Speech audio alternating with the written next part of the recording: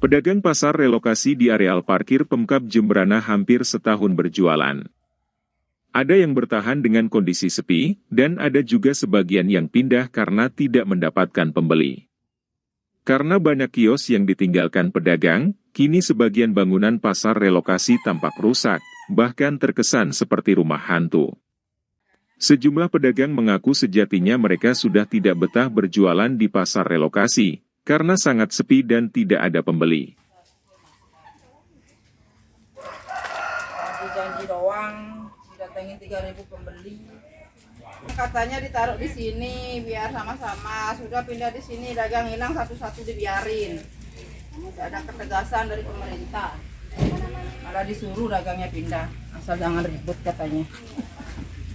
Kemarin kita mau pindah-pindah di sana tidak dibuatin, alasan tidak cukup. Dari pengamatan, sebagian kios di pasar relokasi rusak dan ditumbuhi pohon liar. Kepala Dinas Koperasi UKM dan Perdagangan Jemberana, Ikomang Agus Adinata mengakui kondisi di pasar relokasi yang sepi. Banyak juga yang pindah ke pasar Ijo Gading.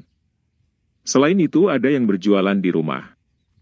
Sementara itu pembangunan pasar umum negara masih dalam proses pembangunan, dengan anggaran dari pemerintah pusat sebesar 142 miliar rupiah.